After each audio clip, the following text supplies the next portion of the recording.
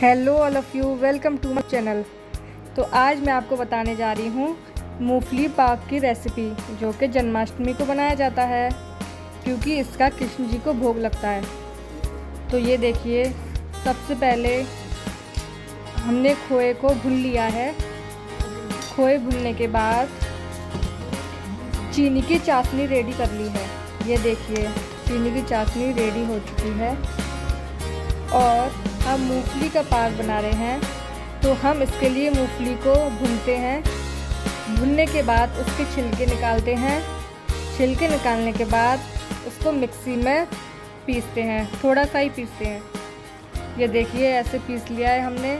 और ये हमारा खोआ भी रेडी है भून के, और ये हमारी चाशनी भी रेडी है और ये रेडी हो चुका है।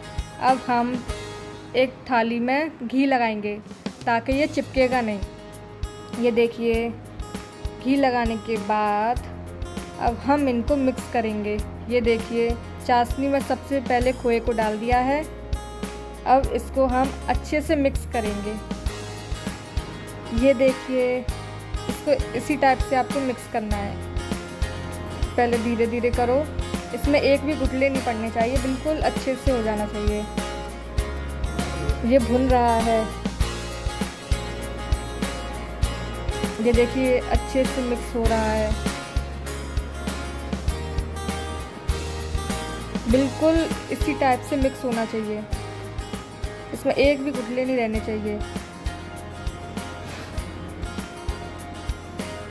आप भी इसी टाइप से करते रहना, देखना इसकी कंसिस्टेंसी कितनी अच्छी है।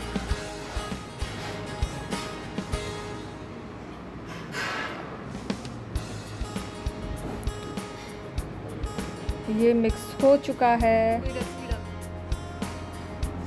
अब इसके मिक्स होने के बाद हम इसमें मूंगफली ऐड करेंगे। ये देखिए, और हम इसको भी उसी प्रकार से मिक्स करेंगे।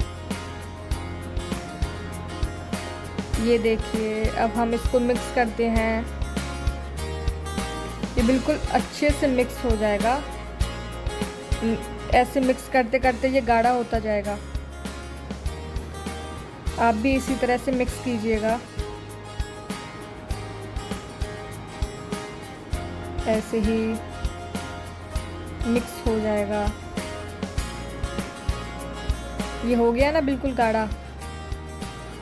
अब इसके मिक्स हो जाने के बाद हम इसको थाली में निकाल देंगे। ये देखिए, क्योंकि थाली में निकालने के बाद हमें इसे ठंडा होने देना है, और ये ठंडा होने के बाद अपने आप जम जाएगा। और इसके जमने के बाद हमारा मूंगफली पाक रेडी हो जाएगा। तो आप भी इसी तरह से कीजिएगा, ये बहुत ही टेस्टी होता है। और इसका ये जम जाएगा, इसके बाद हम कृष्ण जी को इसका भोग लगाएंगे। अगर आपको और कुछ पूछना है तो आप प्लीज़ कमेंट कीजिए। And thank you.